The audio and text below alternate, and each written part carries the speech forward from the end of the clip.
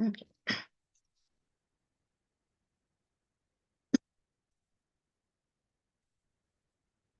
Om Jnana Timirandhasya Jnananjana Shalakya Chakshurunmilitam Yena Tasmai Shri Gurave Namah. Shri Chaitanya Manobhishtam Sthapitam Yena Bhutale Swayam Rupa Kadamayam Dadati Swapadantikam Vanchakalpatarubhayascha Kripa Sindhubhya Evacha Patitanam Pavanebhyo Vaishnavebhyo Namo Namah. Jai Shri Krishna Chaitanya Prabhu Nityananda Shri Advaita Gadadhari Srivasadi Gaura Bhakta Vrinda Hare Krishna Krishna Krishna Hare Hare Hare Rama Rama Rama Hare Hare. Today we are reading from Canto 3, Chapter 15, verse 22 and 23. This chapter is description of the kingdom of God. So I would read the verse 22. Vapi Shuvitruma.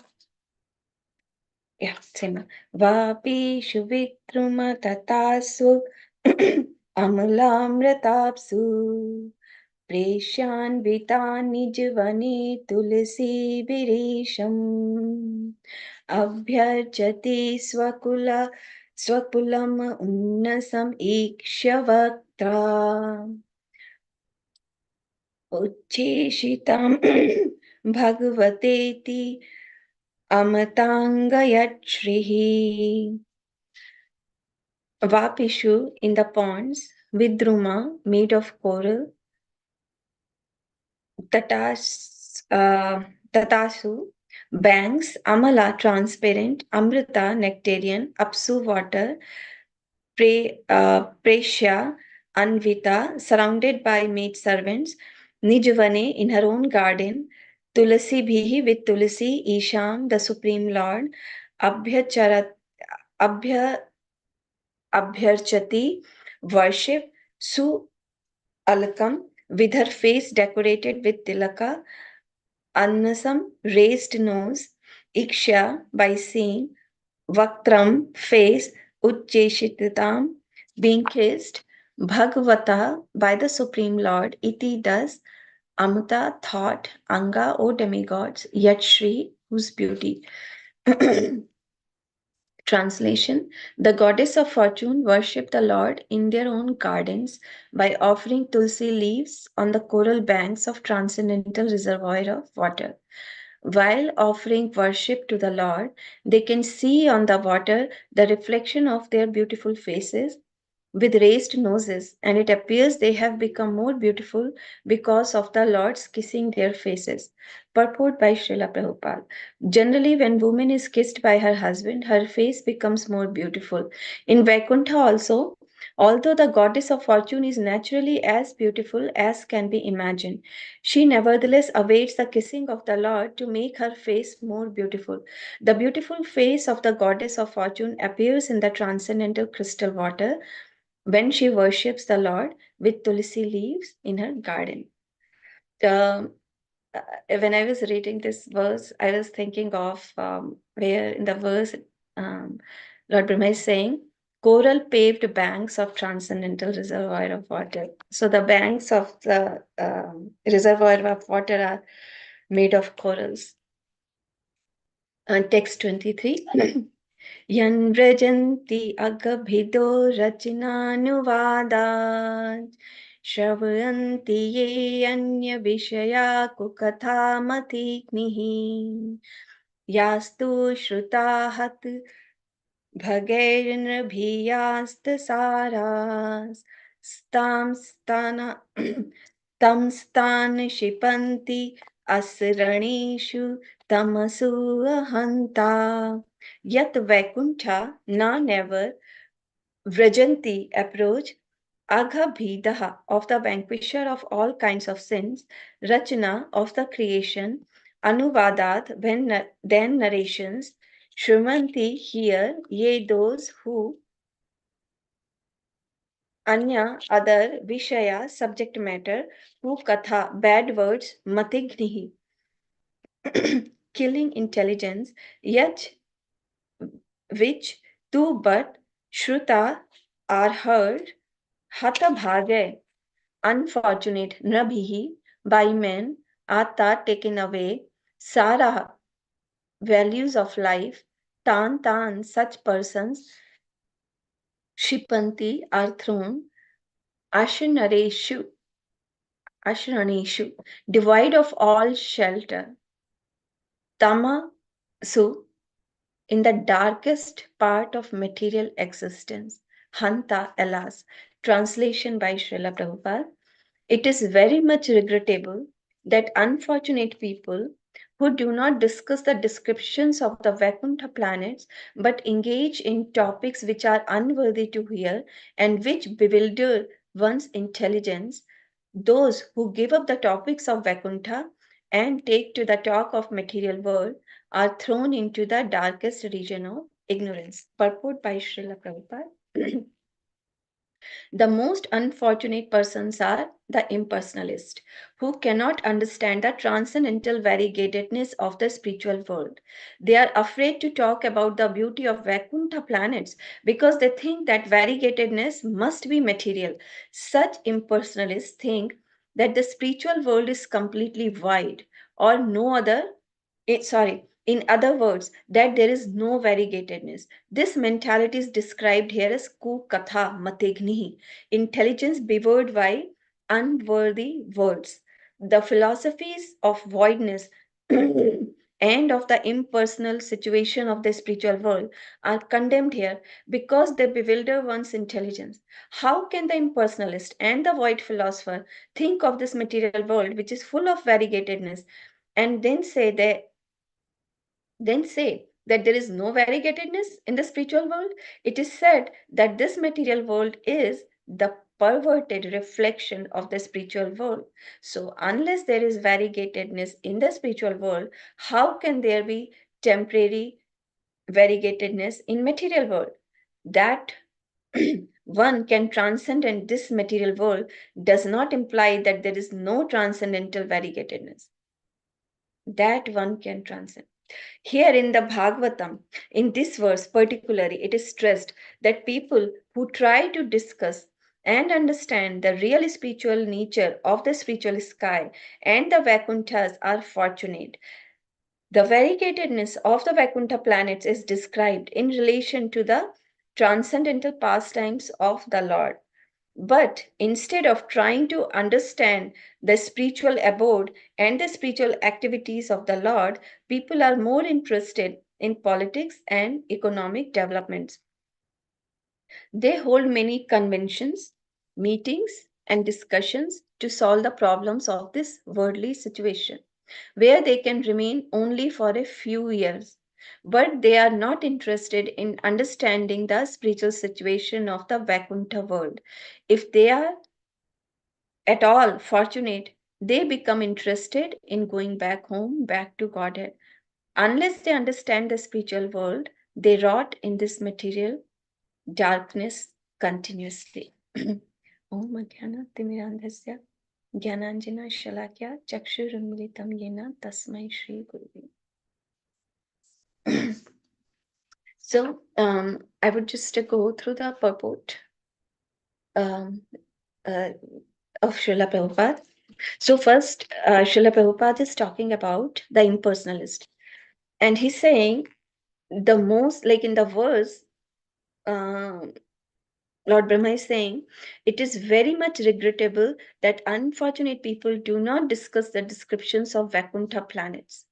So here in the purport, Srila Prabhupada is first saying who, like there are variegated unfortunate persons, like good, better, best, bad, worse, worst. So Srila Prabhupada is saying the most unfortunate people are the impersonalists who cannot, why they are most unfortunate? The reason Srila Prabhupada is saying, who cannot understand the transcendental variegatedness of the spiritual world. So Srila Prabhupada is saying people, the impersonalists are most unfortunate, and the reason is because they cannot understand because there is variegatedness in spiritual world also. Like here, Brahmaji is describing the beauty of the spiritual world, and Srila Prabhupada very carefully states in the purport that beauty of a spiritual world is in relation to serving the Supreme Lord, Krishna, Lord Vishnu. So, so why the next question comes that why impersonalists cannot understand the variegatedness, that there is variety in the spiritual world. And the reason Srila Prabhupada is giving is because they are afraid of the beauty of the Vaikuntha planets. And why they are afraid? They are afraid because they think that the variety is material, the variegatedness is material.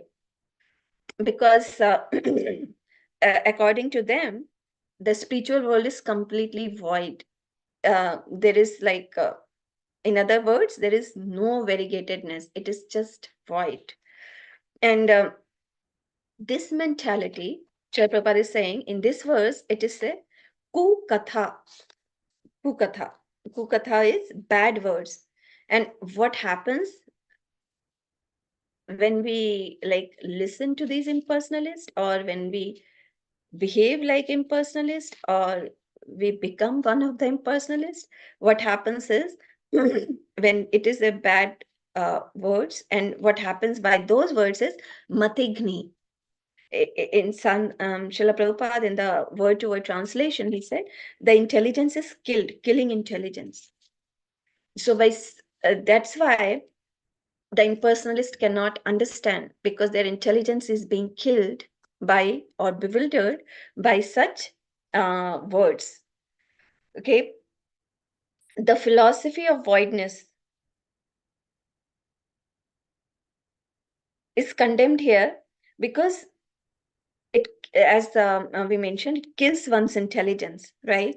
So our real intelligence, that doesn't work over here, because there is another word that Krishna uses in Maya Aprita Jnana in Bhagavad Gita. So that also applies here, Maya Aprita Jnana. So here, same thing, Maya Aprita Jnana means the Maya, it steals the intelligence of such persons. And that is where it is said, those impersonalists are bewildered. And then Srila Prabhupada is giving in the next line that why it is so stupid to think even like that. And the reason he's giving is, how can it be possible that there is no variety in the spiritual world? Because after all, the spiritual world is reflection, as mentioned in our scriptures, it is a reflection of the spiritual world. So if the spiritual world has no variety, then how can material world have so much variety? It is like common sense, but even this common sense, it is killed by those bad arguments that Srila Prabhupada is saying over here. And then next thing Srila Prabhupada is saying that the people who discuss the topics of Krishna, Srimad Bhagavatam, they are very fortunate. And before we go into that, I was thinking, like, how do we become fortunate? Because here, uh, if we are not fortunate, then we do want to become fortunate. And that is also stated in Srimad Bhagavatam. And that verse is that we all actually know by our heart. Srimad Bhagavatam 1.2.16. Shushushro Shraddhadanasya Vasudeva Katharuji Syan Mahat Sevaya Vipra Punyatirtha Nishevana. How do we get that desire to hear about Krishna and hear about the spiritual world? How do we become fortunate? We do get that desire by serving the devotees. So what happens when we serve the devotees? And that is said in this verse, that by serving the devotees, we develop the desires that they have. And what is the desire the devotees have? The devotees have the desire to serve Krishna, serve the devotees, go back to Krishna. So that is how we develop. But what happens in proportion, Prabhupada is saying, instead of listening about the Vaikuntha planets or about Krishna, what do we really do? What we do is we are basically interested in politics, economic development, and all those things. And why is it not good to discuss about those things? The reason it is not good to discuss about those things is because these will last for some time. And then uh, we give up this body, we take another birth. So recently, like most of the times, even I would say when I'm like that, um, I think that, okay, I still have a lot of time. I'm only 50. I still have, more years to live. But we really don't know. Like my aunt, she was very healthy. Nothing was wrong with her. She just went to the bathroom and slept, and that's it. I mean, she just left her body. So we think we have a lot of time, but one day will be our last day. One breath will be our last breath. And we will not even know when it is coming. And that's why in our scriptures, death is Kala. Kala is called as Sarpa. Kala is Sarpa. So, because just like, a snake comes very slowly, we don't even realize when the snake is coming. So, similarly, death comes very silently. We don't even realize when it is coming. Sometimes snake we can still, if the leaves are doing chur chur chur chur chur, we can hear that someone is moving. But death we cannot even hear when it is coming. So that's why we have to be very careful. I was listening to one of the Srila Prabhupada's lectures, and there Srila Prabhupada was saying that the world will continue like this. And based on our past activities or people's past activities, things will continue to happen. We cannot change that. So that's why we should not waste our time in discussing those things. Rather, we should focus on our sadhana and try to go back to Krishna. And as Srila Bhakti Siddhanta Saraswati Thakur, he used to say, this world is not for gentlemen or gentlewomen. So we should not think that I still have next chance. I'm doing bhakti in this life. Maybe I will become a devotee in the next life. So uh, never take it carelessly. We never know when the death is coming. So it is best to utilize every moment in such a way that we remember Krishna. There is a saying in the scouts that never start a day, never start the dawn without a map. Never see the dawn without a map, something like that. So we should not start our day very carelessly. That what happens if we don't plan our day, then the day plans our day. So other things plan our day. So it is best to plan our day, prioritize our day in the sense that see what are the things we need to do. Maybe we can do it a day before. Like I can plan yesterday. Earlier, I tried to, like I had one class project where we had to work on our voice for 2 weeks, and see it was related to addiction. So and see that how we relapse and how we are able to do that. So for me, my advice was that I waste my time. I don't plan my day. So as the class project, I started writing down in the night about next day, but I realized in the night it becomes too difficult. I'm too tired.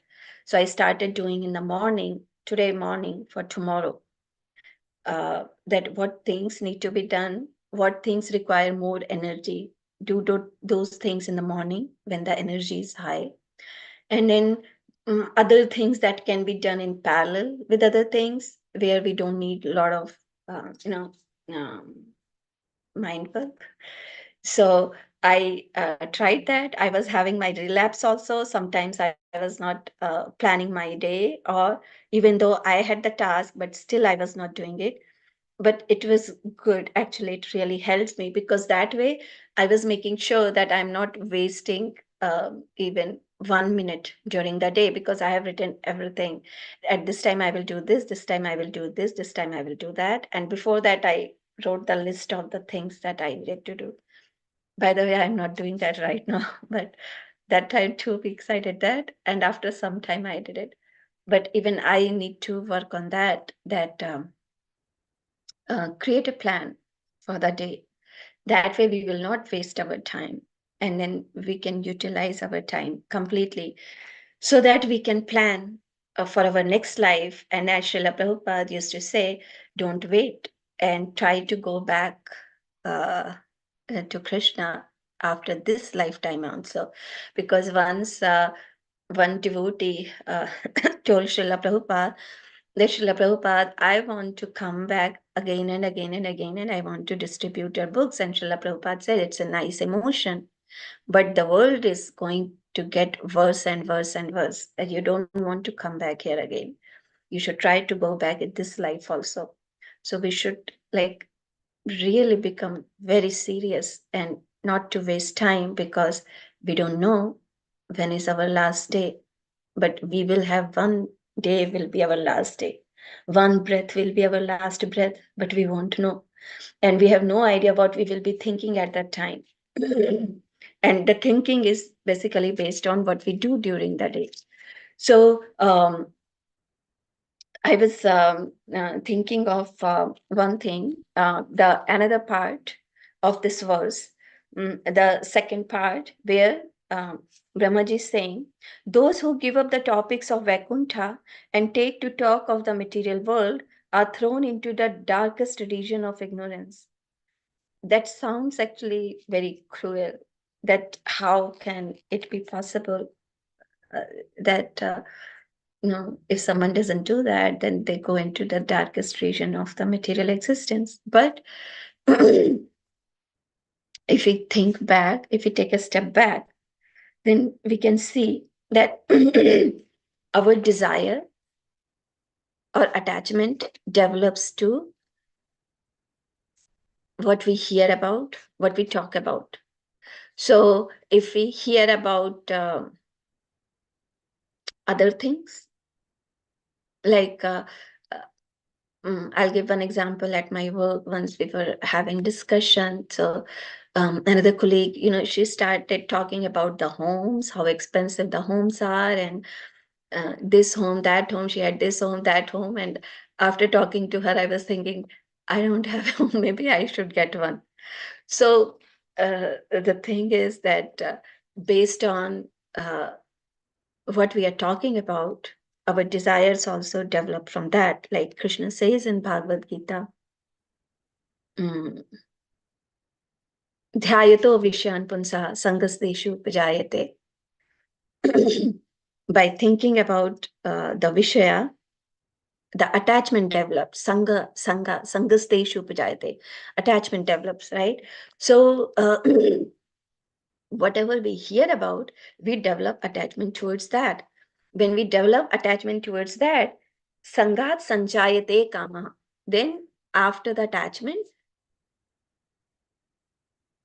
then what comes? Desire comes. I want to have it, right? And what happens, whatever desire we have, man proposes, God disposes.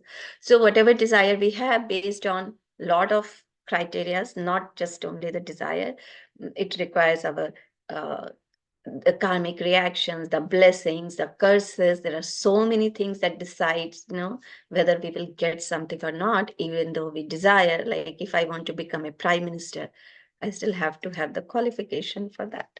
So, but still, our desire, basically, that mm, guides our life. So when we are hearing about other things, we are naturally developing our desire towards that. And when we develop our desires towards that, then naturally we get that. So it's not that, okay, we are doing this, that's why we are getting that. No, we are responsible for what we are getting. We are responsible also for who we are associating with. We are responsible for the desires we are uh, developing or we are getting. And then we are based on our attachment, desires, we get our next life, or even in this life only. Why go to the next life? In this life only, we see we get whatever we desire, because energy flows where our uh, all our actions, energy, everything flows based on where our mind is fixed onto. So if our mind is fixed, if we are hearing about Krishna, then slowly our mind will become focused by hearing the beautiful qualities of Krishna. And naturally we will develop our attraction towards Krishna. And then when we develop attraction towards Krishna, then naturally we develop desire to go to him. And then naturally we work towards it with intensity, that I want it. So it starts with faith, attachment, and then love for Krishna. So basically we are responsible for the situation we are in, and we are responsible for what we want to do in the future also. And in the first part, mm, uh, Brahmaji is saying, those people are very unfortunate who do not discuss the description of Vaikuntha planets, but engage in topics which are unworthy to hear and which bewilder one's intelligence. So we discussed about it, and I just want to elaborate a little bit more on that. And it is connected a little bit with that. So I thought I will discuss on that. That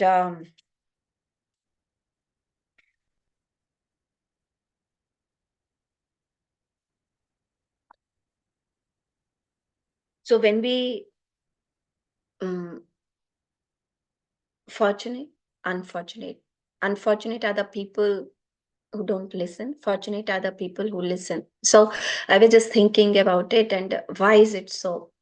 So does it mean that I have taken the path of bhakti, and that means that I will not get uh, I will not get any problems in my life? No, those two are completely different things. Actually, like getting problems in the life and bhakti, they are not related. It's like if we go into the ocean, right? Definitely we will wet ourselves. It's not possible we won't wet ourselves, right? Similarly, if we come here in this material existence, the laws will apply to us. Water makes us, it is the quality of water that it makes us wet. It is the quality of this material world that the problems will be there. And we know there are three types of problems: Adhyatmic, Adi Bhautik, Adi Daivik. So those three problems, I think we have heard about those three problems many times, but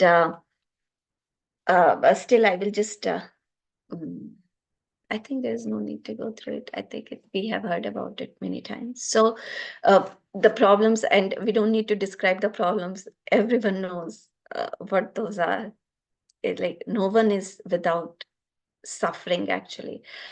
I was listening to Srila Prabhupada's lecture. So what I'm going to say, it is based on that, because I was hearing this lecture for last 1 week or more than 1 week.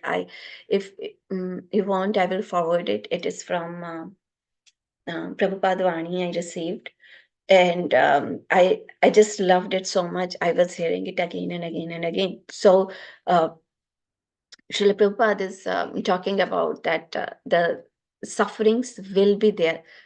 There is no way it won't be there.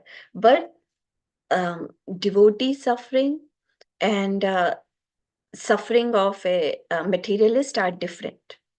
So for materialist, and what is the difference?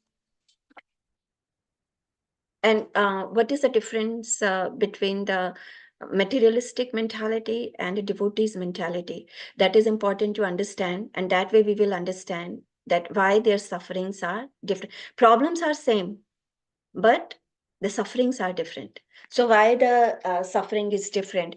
So before that, we will try to understand the mentality. So if I have a sari and I bought it. It was very expensive and it's very beautiful. I really like my sari. Then if that sari gets torn, I give it to dry cleaner and somehow dry cleaner completely spoils it. Then of course I will be very upset and I will get mad at the dry cleaner also. Right? But if someone else is talking about the same thing related to their incident, like for example, one of my friend had the same experience and she's talking about the sari, I would say that's okay, it's only sari. I may also give some philosophy to her. uh, why there is that difference? Because the other person's sari, I'm not attached to that, but here my sari, I'm attached to it. So similarly, when we are a lot of in bodily concept of life, then we are attached to our body. And when anything happens to the body, it's very painful. So that's why, and for a devotee, like Krishna says in Bhagavad Gita, devotee is trained like that. It's not that by default we are like that. In the beginning, we are trained, and then slowly, after the training, we attain that nature. So devotees trained, the first thing in training is titiksha, to tolerate. That is the first instruction that Krishna gives to Arjuna also. Matra sparshas kaunteya, shitosha shukadukada, agama paniyana anitya, tam stitikshasva bharata. So, Srila Prabhupada gives the example that, like, let's say the example of water and fire. So, our skin is the same, but in winter, the fire seems good. In hot, fire seems bad to us. Similarly, the water seems bad in winter and good in heat.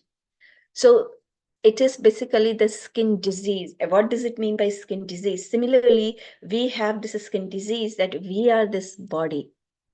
And that is a skin disease. Because we think we are this body, that's why the pain is a lot. Pain is severe, acute. So, because of course, if I'm something, I'm thinking I'm something, if something is happening to me, definitely the pain will be there. There is no doubt there won't be any pain. But now the devotee is trained to slowly and then attains that nature slowly, to first understand we are not the body, we are the soul. So, and Krishna says, Titikshwa Bharata, we should tolerate, we should learn to tolerate. So, but for devotee, in the beginning, it is toleration, but later it's not toleration. So that is why um, this is the difference of mentality between a devotee and a non-devotee. So non-devotee is completely thinking this is all in all, but the devotee knows or trained in that behavior, in that nature, that this is not all in all. We are temporary. We are not the body is temporary. We are eternal, right? So then slowly, when we disassociate ourselves from the body slowly, then the suffering is less. Because then we know, first of all, it is temporary, the suffering is temporary, it won't last forever. And secondly, it's not related to me. But it does not happen at the snap of the finger. Means easier said than done. So it does take time. And Srila Prabhupada says it does take spiritual advancement to reach to that stage. But it is ultimately, it is basically absorption of our thoughts. So it is not the problem that is causing the suffering to us. It is our absorption of thoughts that is causing suffering to us. So, when a devotee who is always absorbed in hearing about Krishna, talking about Krishna, then he does not feel the suffering. And for a materialist, the suffering is severe, acute. Now, that is a like one extreme. The devotee who is always thinking of Krishna. We are not there. We are work in progress. At least I am work in progress. So I am not there yet. So but the devotee is still in training. So the suffering does not become very acute. At that moment, it can be acute, but later on, we can come back to our of a philosophy, or we can read Srimad Bhagavatam, or we can chant Krishna's holy names, so that we can come back to that understanding again, that this is temporary, it's not going to last forever. So that is the difference between a devotee and a non-devotee. A non-devotee's thoughts are always absorbed in this is all in all, and then naturally the suffering is more. But the devotee's suffering is less. It's not as acute as non-devotees. So that is another thing why the devotees are fortunate. I was connecting this to this, that uh, even though we are not there yet, that we are always talking about Krishna, and but still the path of bhakti is also blissful, as Krishna says in uh, ninth chapter. The path of bhakti is also blissful, because in the path of bhakti also, we are when we are hearing about Krishna, we are talking about Krishna, then we are developing our attachment towards Krishna. So our absorption in materialistic things are getting less, and absorption in Krishna is slowly increasing. So the suffering is also our decreasing, based on our absorption in Krishna is increasing. So that is what I wanted to talk um, about this. And I would like stop here if mm, someone has any discussion. And actually, there is one more thing. There is a verse I just want to say to where I was, the verse on which Srila Prabhupada gave us a lecture, and the verse that I was taking is that is also from third canto, 25th chapter, and verse 23. And the translation is, engaged constantly in chanting and hearing about me, the Supreme Personality of Godhead, the sadhus do not suffer from material miseries, because they are always filled with thoughts of my pastimes and activities. So it is the absorption of our thoughts that is what causes suffering, and not suffering. It is not the problems of the life, but it is where our absorption is. And in purport, Srila Prabhupada is saying, I'm not going to read everything, but I'll just read what is related to us, what we are talking. Sadhus are always interested in hearing about the activities of the Lord or his devotees. Since they are filled with Krishna consciousness, they are forgetful of the material miseries. So, since devotees' absorption is in Krishna, they forget the material miseries. But ordinary conditioned souls, being forgetful of the activities of the Lord, are always full of anxieties and material tribulations. This we have experienced, so it does not need any explanation, because our mind is absorbed in that. Uh, there are sufferings. On the other hand, since the devotees are always engaged in the topics of the Lord, they are forgetful of the miseries of material existence. So I will just conclude at that. And if any discussions, please bring up any discussion. So that would be nice addition.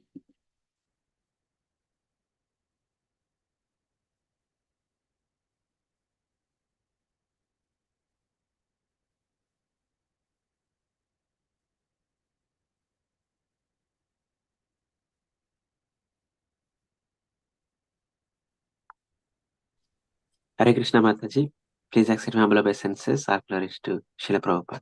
Hare Krishna Prabhuji, please accept my humble obeisances. Also, all glories to Srila Prabhupada. Yeah, I like your analogy of comparing time as a snake. Yeah, because snake, as you said, is invisible, or we don't even notice whether it is present or not, but it's a danger and it is lurking in the corner or somewhere, right? So death is also like, it's like a slow poison. So we will never know, but yeah. Somehow recently I was reading somewhere, or I'm not able to recollect. In Bhagavatam itself, I think death is compared to snake. Maybe in the 5th canto somewhere. I forgot. Yes, So Prabhuji, even I'm forgetting where, but I remember hearing it in one of the lectures actually. That's why death is compared to snake. yeah, at that point of time, I really was not able to catch it. Why they are comparing in the Srimad Bhagavatam compares it. But after your explanation, I got a little more connection. Thank you very much. Hare Krishna. Thank you, Prabhuji. Hare Krishna. Hare Krishna. Please accept my humble obeisances. All glories to Srila Prabhupada. Very nice to hear from you. I think I should hear my more. humble obeisances also, Mataji. All glories to Srila Prabhupada. So practical, you're saying, I know. It looks like wherever our mind is, where the mind is, the energy flows there. That is one thing which Guru Rampas Maharaj also, has, emphasized many times, where the mind is and the energy flows. And regarding the death as a snake, it was in Rudra Gita, that is Canto 4, chapter 24. Lord Shiva says, people are, like you say, people are busy with this and that, and for those people, always planning for, with away from Vaikuntha topics, for them, death comes as a snake, is after a frog, frog is going in search of its meal, and the snake is following it, swallows it, like that. For such people, death strikes. The Lord strikes us, that kind of a snake. That's the death for them, like that. Thank you. I remember that one. Hare Krishna. Thank you, Mataji. Hare Krishna. Which verse is it, Mataji? 4th canto, 24th chapter? 24th chapter. And that is verse number, I don't remember. It is between 32 and after 32. Okay, because 32 is beginning of Rudra Gita. And it is one of those verses. Okay, Mataji, I will look into it. Thank you so much. It's in the song sung by Lord Shiva. The song. Oh, that song. Okay. That one. Okay. To the Prachetas, Mataji, that one? To the Prachetas. And then Lord Shiva says it's difficult to be a devotee. I mean, but then he says those who meditate on that song sung by Lord Shiva, it will somehow invoke the mercy of the Lord, or mercy of the Lord Vishnu. If you constantly meditate on that song, But you have to rise early and chant that song. That's what it says. Hare Krishna. Hare Krishna. Thank you so much, Mataji. I will go after Hare hearing the glories of the song. I will go and hear it. Hare Krishna. Those prayers. Thank you, Mataji. Thank you so much. Hare Krishna. Hare Krishna, Mataji.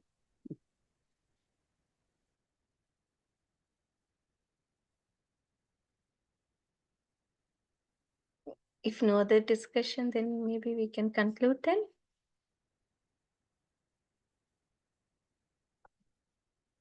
Okay, thank you everyone. Thank you for your patience. Vanchikalpatarubhesha kripa sindhubhya vicha patitanam pavnebhyo vaishnavebhyo namo namo. Ananta Koti Vaishnavindaki Jai.